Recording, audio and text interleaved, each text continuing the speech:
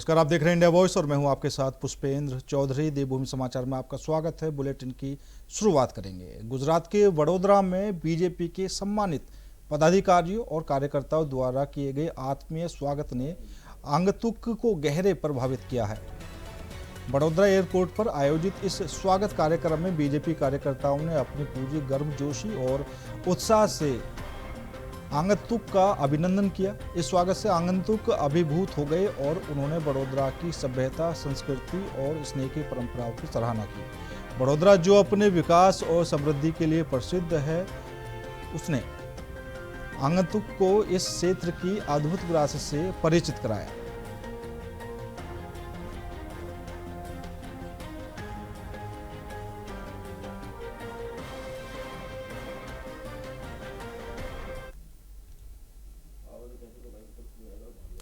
उत्तराखंड डाक विभाग ने आज इतिहास रचते हुए राज्य का पहला जैन जी पोस्ट ऑफिस शुरू कर दिया है। बता दें कि यह पोस्ट ऑफिस पौड़ी जिले के जीबी पंत इंजीनियरिंग कॉलेज घुड़दौड़ी परिसर में शुरू किया गया।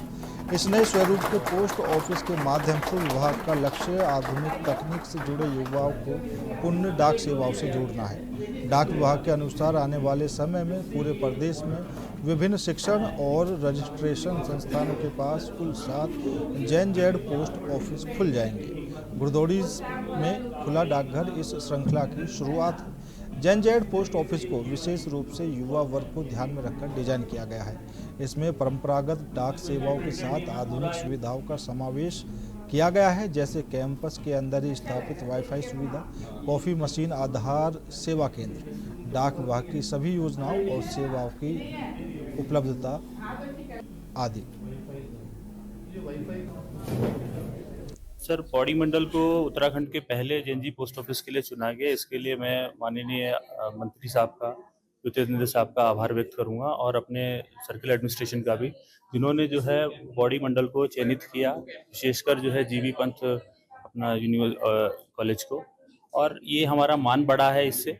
इसके साथ ही जो सुविधाओं की बात अगर हम करें तो सुविधाओं में यहाँ पर जो है सबसे पहले स्टूडेंट को 10% जो है वो स्पीड पोस्ट डॉक्यूमेंट पोस्ट करने पे उनको डिस्काउंट है। कैंपस के अंदर, हमारे पोस्ट ऑफिस कैंपस के अंदर वाईफाई की सुविधा है, कैफेटेरिया है, स्पेशियस जो है वो सिटिंग एरिया अवेलेबल कराया गया है।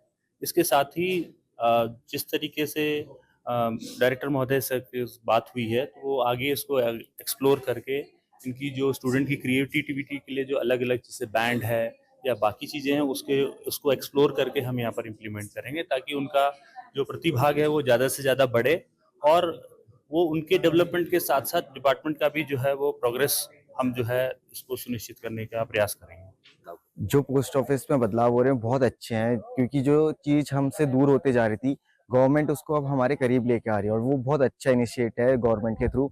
उसमें हम बच्चों को भी योगदान देना चाहिए ज़्यादा से ज़्यादा, जो स्कीमें आ रही हैं।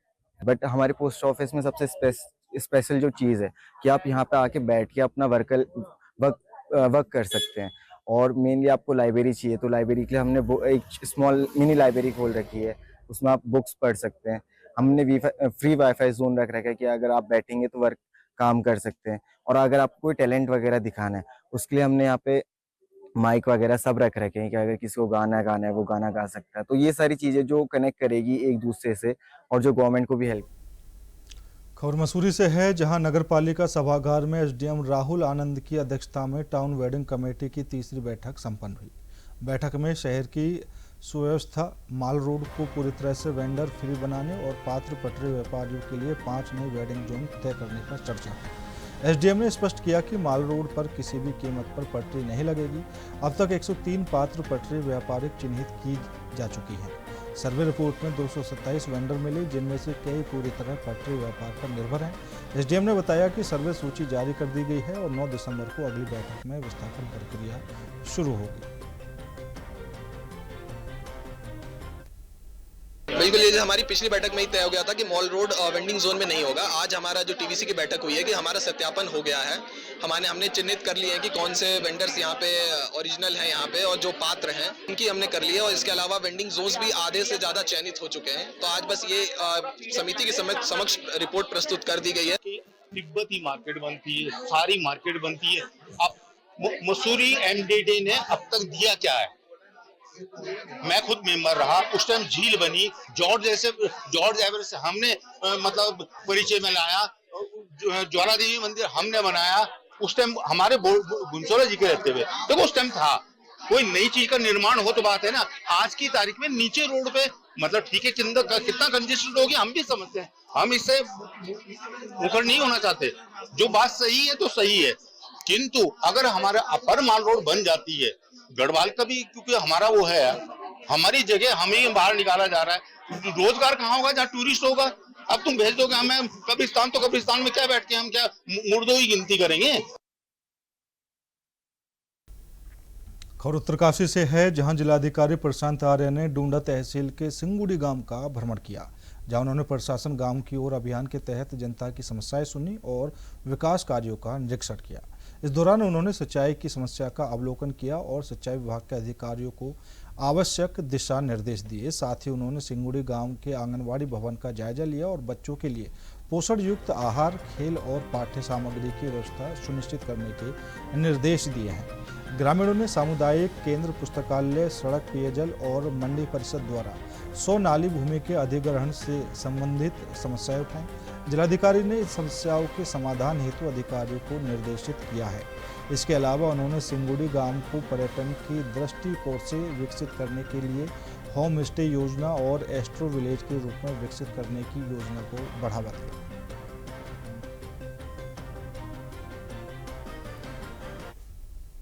मुख्यमंत्री जी के निर्देश भी हैं और राज्य सरकार के भी डायरेक्शन है कि गाँव के बीच में जब भी हमें समय लगे तो गांव में जाके एक्चुअल जो पोजीशन है कामों की, लोगों के बीच में क्या राय है, उनके सुझाव क्या है, समस्याएं क्या है, उन पे हम लोग विचार कर लें।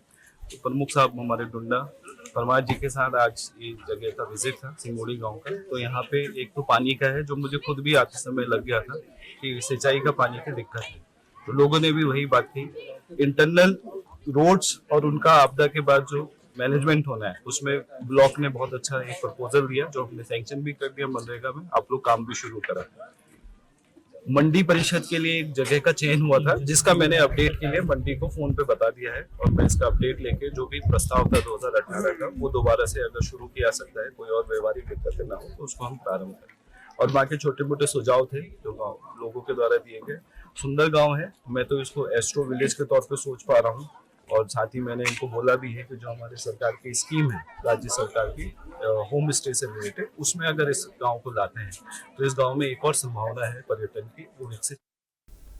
उत्तरकाशी की धराली त्रासदी पर कर्नल अजय कोठियाल ने आपदा प्रबंधन ढांचे पर तीखा सवाल उठाया है। विश्व आपदा प्रबंधन समिट में बोलते हुए उन्होंने कहा, धराली में 147 लोग मलबे में दबे हैं और हम एक ही नहीं निकाल पाए। यह कैसा आपदा प्रबंधन है? उन्होंने आरोप लगाया कि सेना ने 7 जवानों को निकाला, लेकिन आपदा प्रबंधन विभाग और वैज्ञानिक संस्थान मौके पर अनुपस्थित रहे। कर्नल ने सवाल उठाया कि एनडीआरएफ जैसे प्रशिक्षित बल को सिर्फ लेबर का काम क्यों सौंपा गया और असली वैज्ञानिक सहायता क्यों नदारद रही। साथ ही कर्नल ने चीन से मुकाबले की चिंता भी जाहिर की। इस बयान ने आपदा प्रबंधन एजेंसियों और सरकार पर गंभीर सवाल खड़े कर दिए हैं।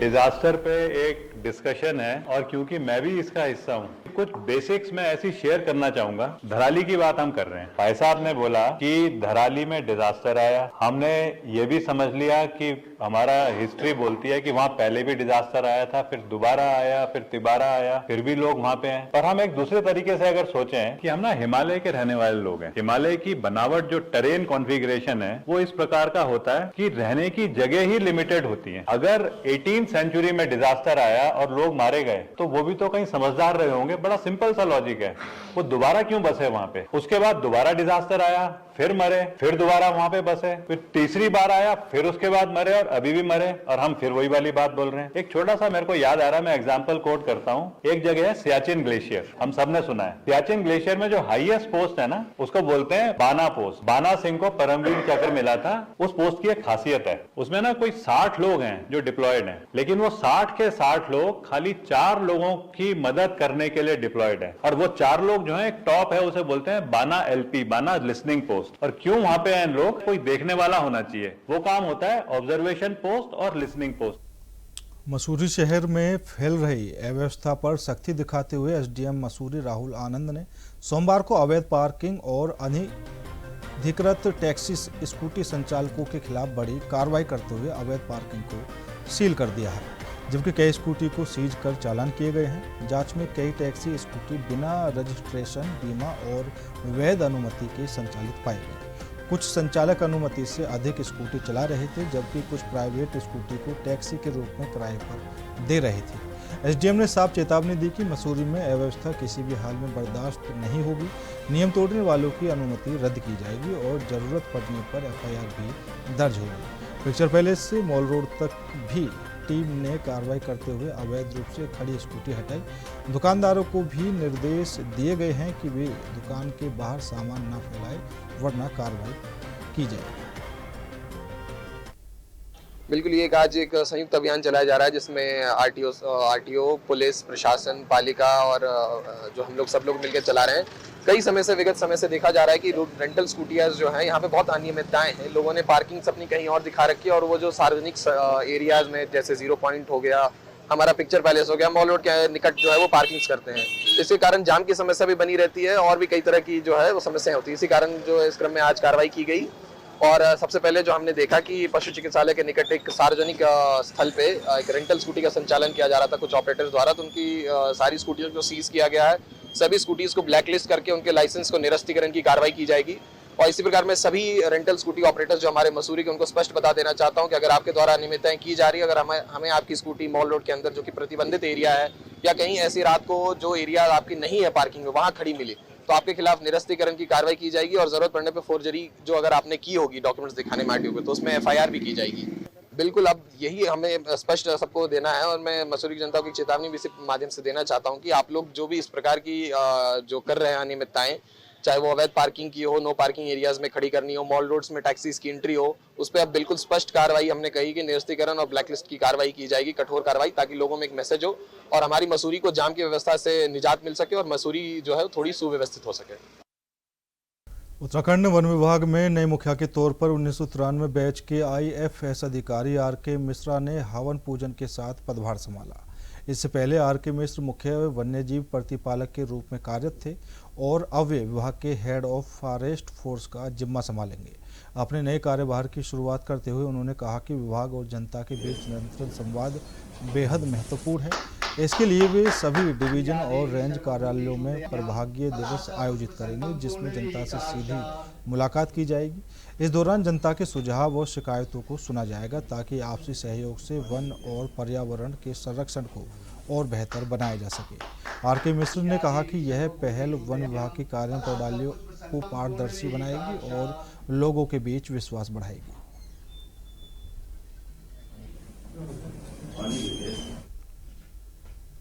खबर डोईवाला से है, जहां के ठराना गांव में आज बहुउद्देशीय शिविर का आयोजन किया गया। देहरादून के जिलाधिकारी सविन बंसल ने शिविर में पहुंचकर करीब 200 ग्रामीणों की समस्याएं सुनी। कई शिकायतों का मौके पर ही निस्तारण किया गया, जबकि बाकी के लिए संबंधित विभागों को तत्काल कार्रवाई के निर्देश दिए गए हैं। शिविर में बिजली, पानी, सड़क, स्वास्थ्य और पशुपालन समेत कई विभागों की समस्याओं पर चर्चा हुई। जिलाधिकारी ने अधिकारियों को निर्देश दिए कि शिकायतों का त्वरित समाधान किया जाए और ग्रामीणों को जानकारी दी जाए। ग्रामीणों ने कहा कि ऐसे शिविर नियमित रूप से आयोजित होने चाहिए, जिससे समस्याओं का स्थानीय स्तर पर समाधान संभव हो सके।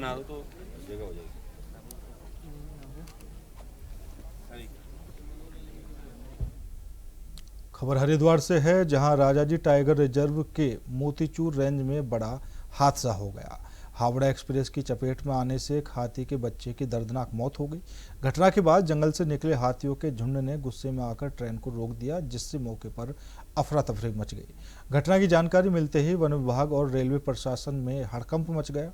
अधिकारी मौके पर पहुंचे और काफी मशक्कत के बाद हाथियों के झुंड को जंगल की ओर खदेड़ा गया। हाथियों की मौजूदगी के कारण हरिद्वार देहरादून रेल मार्ग पर कई घंटों तक बाधित रहा। अतः वन विभाग और रेलवे टीम की संयुक्त कार्रवाई के बाद रेल यातायात को दोबारा सुचारू किया गया। इधर से इधर गए ना। अंदर। खबर देहरादून से है, जहां राजधानी में अधिवक्ताओं की हड़ताल 21वें दिन भी जारी रही। धरना स्थल पर लगातार रणनीति पर मंथन चल रहा है। अधिवक्ताओं का कहना है कि उनकी मांगों पर सरकार से अब तक ठोस आश्वासन नहीं मिला है, जिसके चलते सांकेतिक चक्का जाम भी जारी रहेगा। अधिवक्ता चैम्बर के लिए भूमि आवंटन और चैम्बर निर्माण की मांग को लेकर लगातार सरकार पर दबाव बनाए हुए हैं। अब उन्होंने समर्थन के लिए नया तरीका अपनाया है। कैबिनेट मंत्रियों के आवासों पर जाकर प्रतिनिधि मंडल के माध्यम से मांग पत्र सौंप रहे हैं। देखिए, ये हमारे लोग हैं और अपनी जायज़ मांग के लिए लगातार मांग कर रहे थे। माननीय मुख्यमंत्री जी से इनका एक प्रतिनिधि मंडल मिला भी था और कुछ बिंदुओं पर बातचीत हुई थी। जैसे कि मैंने अधिकारी से भी जानकारी ली है, कुछ उसका इंटरप्रिटेशन गलत होने के कारण किस दिशा में उसको जाना चाहिए था, वहां तक पहुंच नहीं पाई। अभी मैंने सचिव गृह व कार्मिक शैलेश बगुली जी से बात की है और मुझे पूरा भरोसा है कि शीघ्र ही, जैसा कि मुझे बताया गया कि इनके लिए मास्टर प्लान बनाकर भू आवंटन वो चैम्बर के निर्माण की बात कही गई है।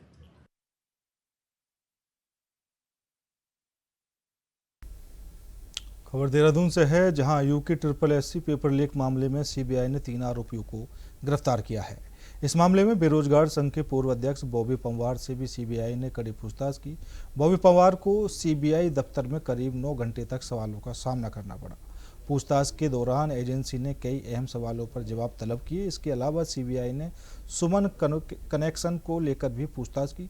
सीबीआई के इस कड़े रुख से मामले में जल्द ही नए खुलासे होने की उम्मीद है। फिलहाल रुकेंगे छोटे से ब्रेक के लिए। ब्रेक के बाद खबरों का सिलसिला लगातार जारी है। ब्रेक के बाद एक बार फिर आप सभी का स्वागत है। रुक करेंगे अगली खबर का। खबर चंपावत से है, जहां मुख्य सचिव आनंद बर्धन ने 2 दिवसीय भ्रमण कार्यक्रम के तहत NHPC बनबासा हेलीपैड पहुंचकर विभिन्न विकास परियोजनाओं की प्रगति की समीक्षा की। इस अवसर पर कुमाऊं आयुक्त दीपक रावत, जिलाधिकारी मनीष कुमार और अन्य अधिकारी उपस्थित रहे। बैठक में Sharda corridor, Tanakpur Bageshwar railway line और Tanakpur Banbasa water supply scheme जैसी प्रमुख परियोजनाओं की प्रगति पर चर्चा की। पूरा क्षेत्र जो माननीय मुख्यमंत्री जी की एक विजन है कि हम पूरा एक रिवर फ्रंट डेवलपमेंट करें, प्लस यहाँ पे हम उस तरह की एक्टिविटीज़ भी करें इको टूरिज्म के, प्लस जो सिटी का ड्रेनेज है वो भी सुव्यवस्थित करें, प्लस जो फ्लडिंग या उस तरह के होती है घटनाएँ उसको भी हम उसकी रोकथाम करें। तो अब उसी पे काम चल रहा है। सभी विभिन्न एजेंसी, विभिन्न विभाग उस पर काम कर रहे हैं।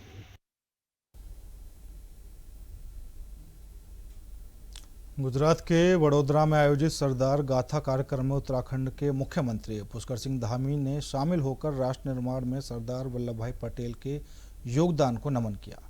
कार्यक्रम में केंद्रीय रक्षा मंत्री राजनाथ सिंह और केंद्रीय मंत्री मनसुख मांडविया की उपस्थिति ने इसे और गरिमा में बनाया। भारत रत्न लौह पुरुष सरदार पटेल की 150वीं जयंती के इस विशेष अवसर पर पूरे परिसर में उत्साह और राष्ट्रभक्ति का माहौल देखने को मिला। मुख्यमंत्री धामी का स्थानीय लोगों और भाजपा कार्यकर्ताओं ने गर्मजोशी से स्वागत किया।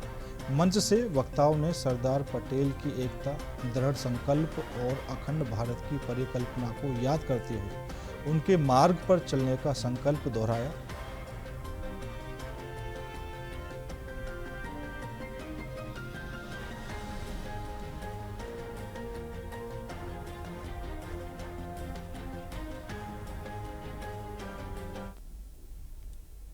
फिलहाल मेरे साथ इस बुलेटिन में इतना ही। बाकी देश और दुनिया की तमाम खबरों के लिए देखते रहिए इंडिया वॉइस।